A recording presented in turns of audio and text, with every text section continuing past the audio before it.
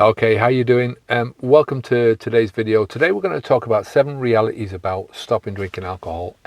These are things that have taken me a long time to learn, and I've learned over the years through myself and through the clients that I work with.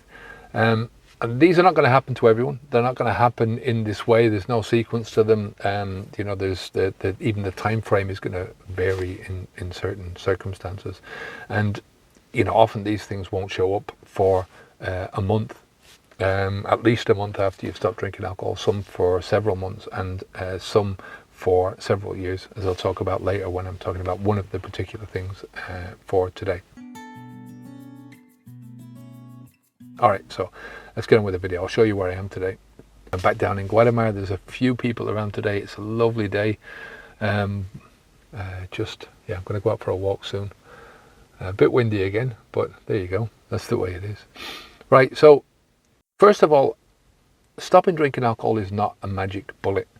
It's something that I don't talk about very much. I mean, I can give you some things to deal with your cravings in the moment or anxiety in the moment. There's a lot of things that you can do for yourself momentarily to change your mood or to alter your perceptions about things, alter the framework that you're looking at life. But in terms of what you're going to get out of this, you're going to get out of stopping drinking alcohol exactly what you put into it.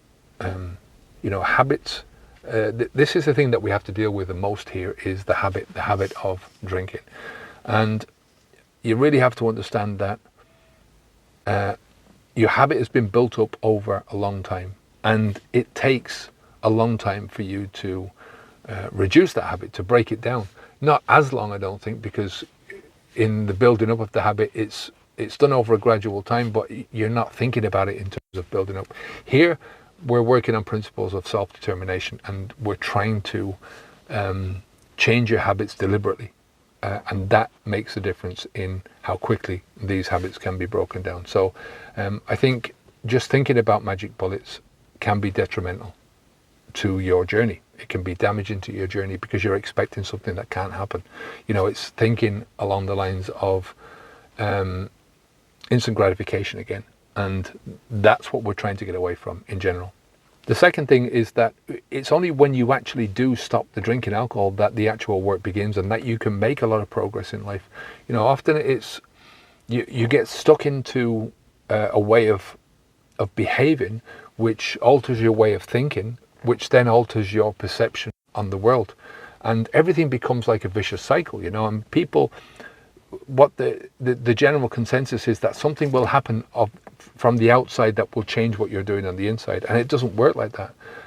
You have to change what's happening on the inside. You have to change often the behavior that you're doing, so that alters your thinking, and then that alters your perception in order to make other changes happen in your life. And so this whole journey is going to depend on what you do now. Once you've stopped drinking alcohol, what you do, and that depends on what you want to do, what you want to achieve, what your end result is going to be at the end of this. What do you desire? What is it that you want to feel? What is it that you want to think? How do you want to be as a person? And if the only work you do at this moment is stop drinking alcohol, this is definitely going to help you. Right? It's going to help you. It's going to stop a lot of the damage. It's going to stop a lot of the heartache, the pain that you're suffering from. But it's not going to do much for your long-term aims in life unless you start formalizing, start thinking about, and then formalizing plans to move you forward throughout your life. And that's where we can help you a lot. I can help you a lot with that thing. So don't worry about that. Relax. The third reality about stopping drinking alcohol that you need to hear is that some of your inhibitions are going to return. Think about alcohol as everyone talks about the inhibitions of that as a positive thing, that you break down your inhibitions when you have a drink, and it allows you to be more social. It allows you to let your hair down a little bit and to be better with people, I suppose. Now, if you think about there's a lot of inhibitions that you have, and the alcohol breaks down it's not distinctive in that it only breaks down the inhibitions that you want to be broken down. There's a lot of other inhibitions that are broken down as well. And this is what gets people into trouble. Their inhibitions of thinking breaks down. Their inhibitions of security breaks down. Their inhibitions about so many different things in their lives that they wouldn't do if they were normal. Not just because, like it's making them feel a little bit, oh, I'm a bit stressy here. It's because these things can be dangerous. I've never caused as many upsets in my life.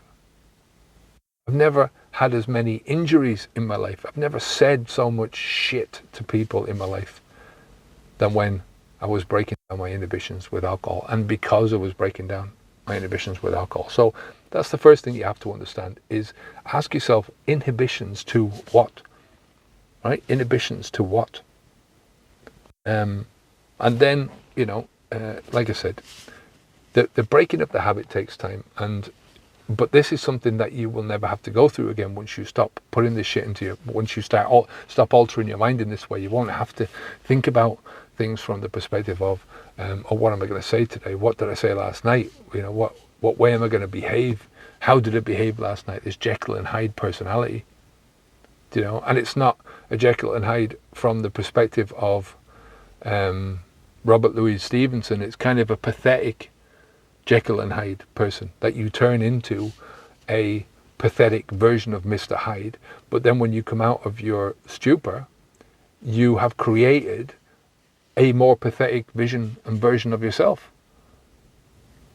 Because, life is about exploration. We are seekers as a species. We want to progress in life. And you cannot progress if you are escaping from life. And the more you try to escape, the less progress you're going to make in life, the less happy you're going to be. So how can you, it's like going back to what I was saying before, that if you're looking for that level of growth in your life, if you're looking for happiness and true happiness and just that consistency, confidence in yourself, all of those good things that we all want to happen, they don't happen. They're built. And they're built from a solid platform. You cannot build these things from the shaky, alcohol, addicted platform, whatever way you want to call it. The fourth thing here that I want to cover is that your emotions return.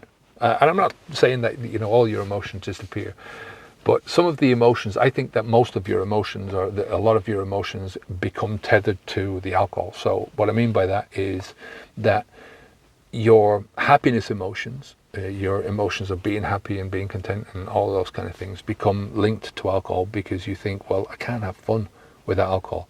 Every fun aspect of your life becomes revolved around this one thing. And this is the pattern of addiction throughout, no matter what addiction you have. Addictive behavior is probably defined in that sense that your happiness just revolves around more and more around the one thing, gets sucked into one way of thinking, one way of behaving, and therefore your emotions become tied to that. Your positive emotions, your negative emotions, we use that escapism, and we know we can use alcohol as an escape from our negative emotions. So we push down our negative emotions, and then, every time we feel a negative emotion, we think, oh yeah, I have to have a drink now, I have to have a drink because I don't want to feel it. I don't know how to deal with these emotions, and you forget how to deal with them. If you start drinking young enough and you start understanding that this is a tool you can use when you're young enough, you never fucking even learn how to deal with your emotions like that. And that's a sad thing, So all these alcohol pops, all these flavored drinks that are trying to tempt your children into drinking them, these are all things that they're going to use later on to mask and to repress essential emotions. Because all your emotions are essential, whether you think they are or you don't think they are, whether you like them or whether you don't. They're all there to provide something. They all provide a service, either moving you towards something or moving you away from something, the pain and pleasure principle. So I had this experience. What I said at the beginning is a lot of these things happen where you have they can happen within a month, right? So you start feeling, like I'm getting some headway here. I'm starting to feel I'm detaching myself a little bit from the alcohol in terms of my happy emotions. But a lot of the stuff that is down deep takes a long time to come back up. It takes a long time before your subconscious allows this connection to happen between your subconscious and your conscious mind, because you've been putting so many blocks there, or your subconscious mind has been putting so many blocks there for your own good, or what it thinks is your own good, for many, many years. And I remember climbing up a mountain in not too far away from where we're living here now. And it's a place that I go regularly to climb. Sometimes I go up there on my own and I just want to think, and I'll go for 3 or 4 days, rent a little Airbnb or something like that, and then just go off every day and climb. And when I'm talking about climb, I'm talking about more hill walking, staying on tracks, and I don't do any actual rock climbing or rock face climbing or anything like that. But it's a chance for me to think and to really dig down deep and to explore myself and where I'm going. And this one time, and I'm talking about maybe 4 or 5 years ago, maybe shorter, so maybe 6 or 7 years into stopping drinking alcohol, I just had a flood of emotions coming back up, about negative emotions, just about myself, and not negative emotions that were pointing back and saying what I was doing was wrong, but just things that I hadn't thought about in many years. And when you often get 1 or 2 of these thoughts coming out, it leads to a deluge. And I remember sitting down and bursting into tears, sitting down on this mountain, just thinking about the things. And it wasn't that I was upset at it. I was happy because I knew I could deal with it. I knew that these were things that I had pushed down, and that because they were coming back up now, I was in a great mental position to be able to deal with it. Reason over emotion. So just be aware that this is work that you have to do, emotional work that you have to do. But it's a lot of it is a natural thing that will happen anyway. The next thing is that with your friendships and with your social life, some of your friends are going to evaporate. And that's just it. I don't mean physically evaporate in front of your eyes, but they're gradually going to disappear from your life. Some of them may return, but think about your social circle of drinkers. I had what I would call my drinking buddies, and they were really my accomplices, because it's something that you need to have friends where you feel comfortable in their company. And in order to feel comfortable, you have to do the things that they're doing, the group is doing together. If the group is doing different things, then there is a certain amount of discomfort that's going to happen in that. So even with the best intentions, when you go into a drinking group and you say, I'm not drinking, you're forcing on them a certain amount of discomfort. And this can result in joking and laughing around and taking the piss, and little temptations that go on. One's not too bad for you. You have to live life and all that kind of stuff. But even if this is just a once-off thing, these relationships that revolve around alcohol, I think they're going to disappear, because alcohol was the only glue that bound the relationships together. Do you get what I mean? So, I'm talking about this because all of these things, because expectations are a thing that you need to temper at the beginning. You need to have a good grasp on what to expect, and a grasp on not just the negatives of, or not just the positives of stopping drinking alcohol, but some of the negatives as well, some of the pain that will be caused because you stopped drinking alcohol. But it's a pain barrier that you need to go through in order to make the changes that are necessary. If you keep hanging around with the same people, they're going to drag you back down to that level. That's just a fact of life. I mean, it's a reality check. It's easy to start out on this journey and think, yeah, everything's rosy, I'm heading in the right direction, and that's it, all my problems are solved. But that's just not the truth. It's not the way it works. So this is another part of the journey, and it leads me on to the next point, which is that some of your attractions, some of the things that you're attracted to, some of the people that you're attracted to, some of the interests that you have are going to change. And give you one example just of, I was always an early bird, right, because I had to get up working and stuff, but my preference was always to stay up until at least 10, 11, 12 o'clock at night, and then go to bed and crash out and wake up in the morning not feeling good, after drink, that is. But that carries over into when you're not drinking as well. And my life now has changed, where I get up at 4 o'clock in the morning and I go to bed. I'm in bed at 8 o'clock. So that's an attractive option for me. And I say that to so many people, and I say, when you say to them, I get up at 4 in the morning, and they're shocked and they can't fathom it. Why would you get up at 4 o'clock in the morning? What is the point of getting up at that time of the morning?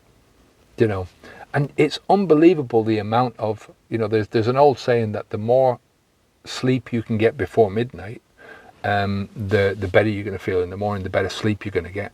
And it's so true. I have sometimes, I won't go to sleep until I go to bed at 8, 8:30.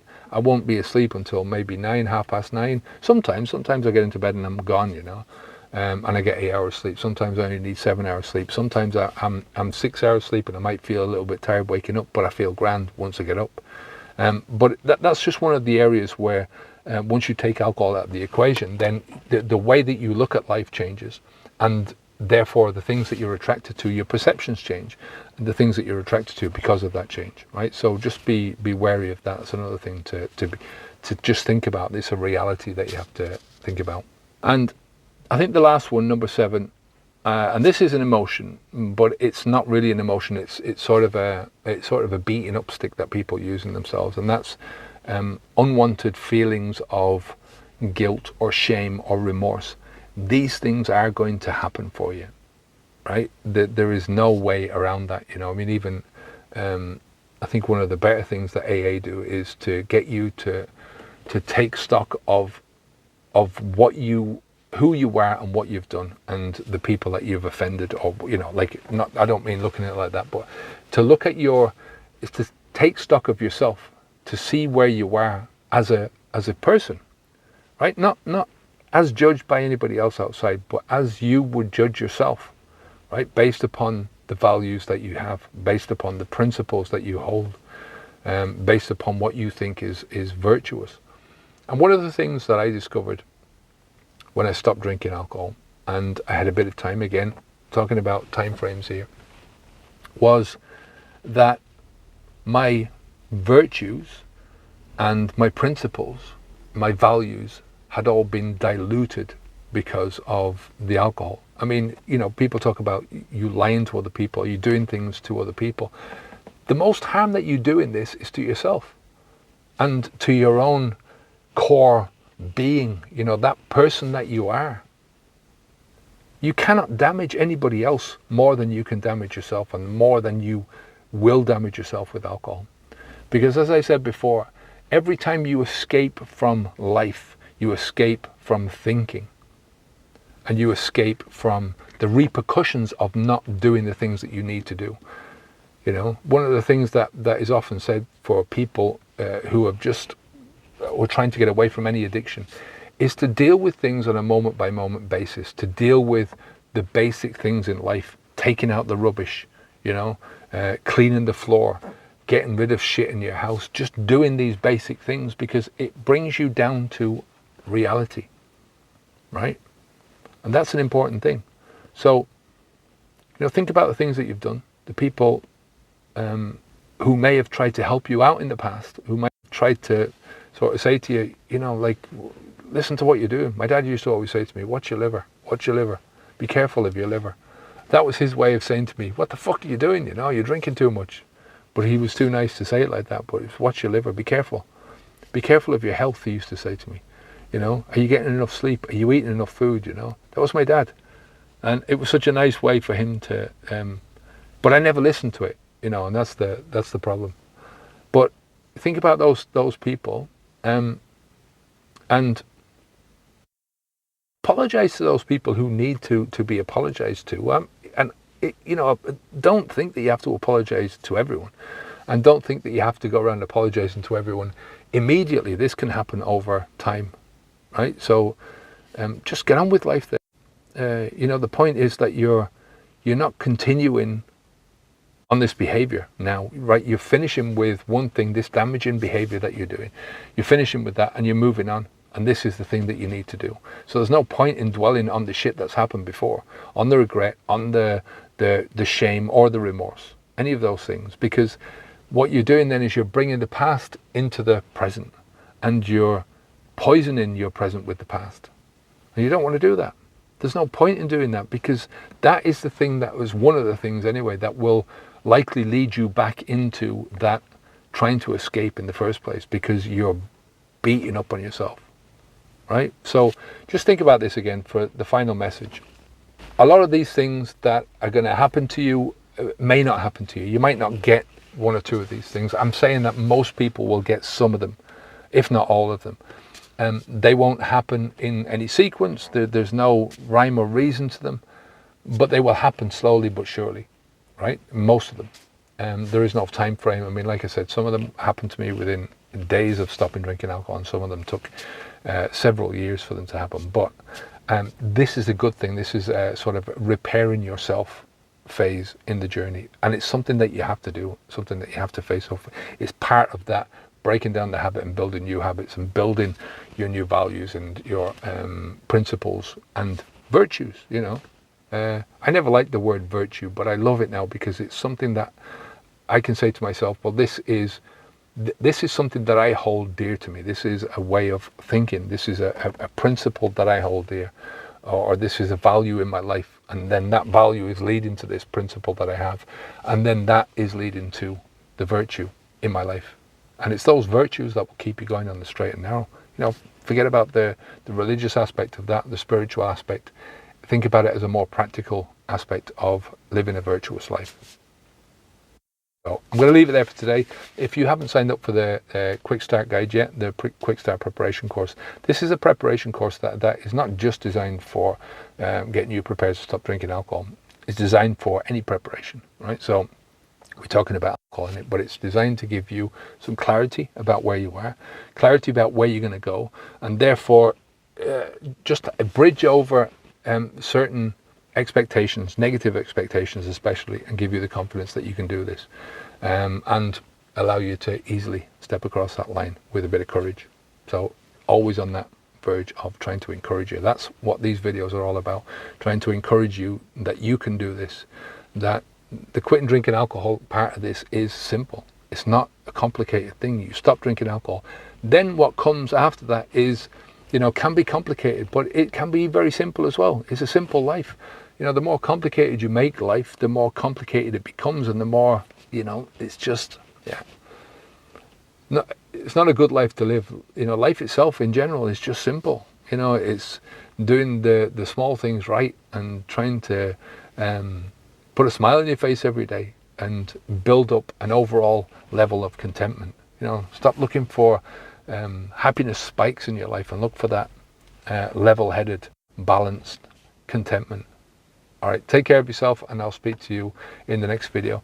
We're going to be stopping these videos soon. The 100 days is nearly over. If you want to continue with the daily videos, you can come over, and we've got some very cheap plans over there. You can watch the videos every day. They'll get sent out to your inbox, and Bob's your uncle from the beginning. Take care of yourself, and I will speak to you again soon. Onwards and upwards. Bye now.